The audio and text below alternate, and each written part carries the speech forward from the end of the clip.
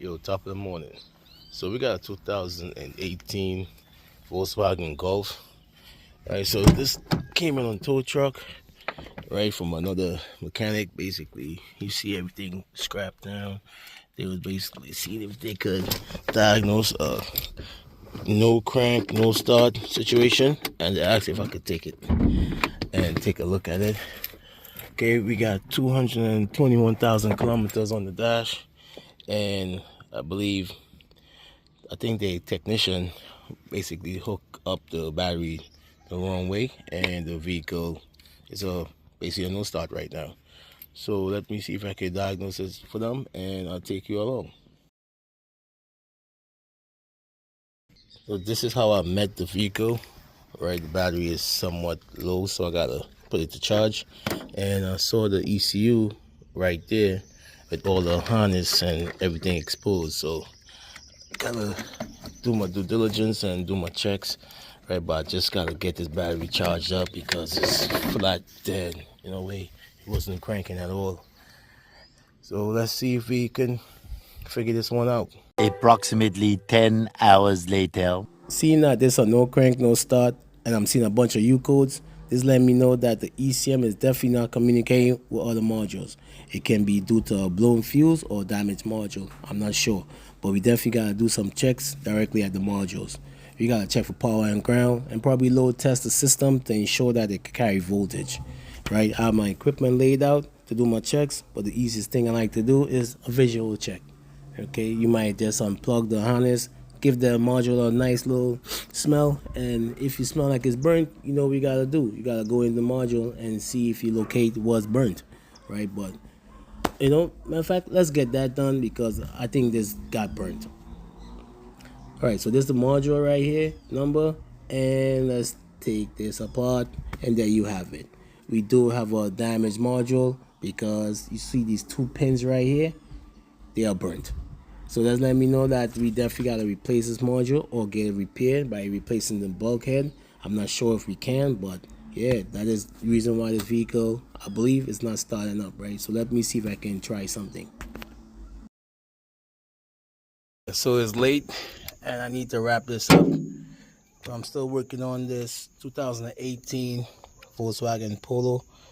Okay, so I was able to do some modifications to the ECU.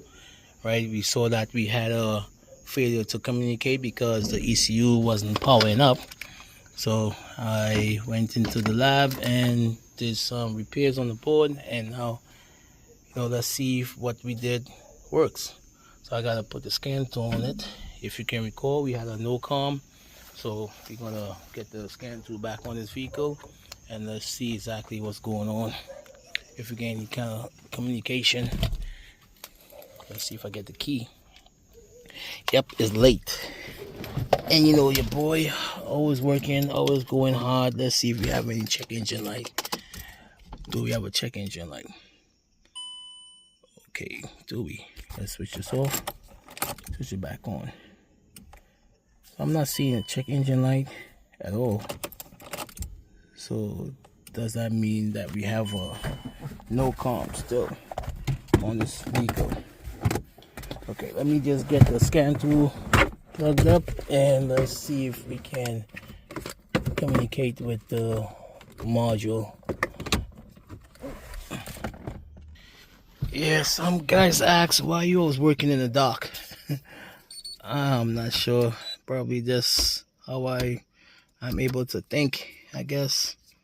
But let's take this right here and let's see if we can figure out exactly what's going on. It's not like I like to work in the dark. It's just I work a lot, work all day, every day, and because I work all day, every day, sometimes I gotta put in overtime, and that's what's going on. So I'm not able to communicate with the scan tool with this vehicle. Or is it? All right, let's see. Let's go back out and let's see if we can do an auto VIN again. Yeah, going back to what I was saying.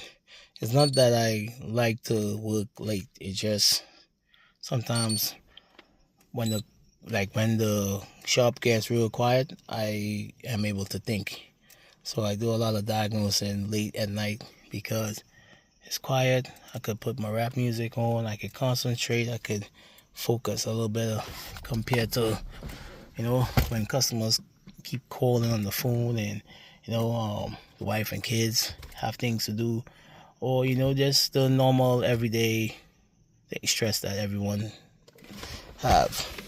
But yeah, that is why I like to work mostly, do my diagnostic in the nighttime. Okay, so we was able to auto vent, try and communicate with the vehicle. And as I mentioned before, they had all this, removed when I got here. Even like in the back. Alright, so the next vehicle, so the next shop will handle that. I'm not.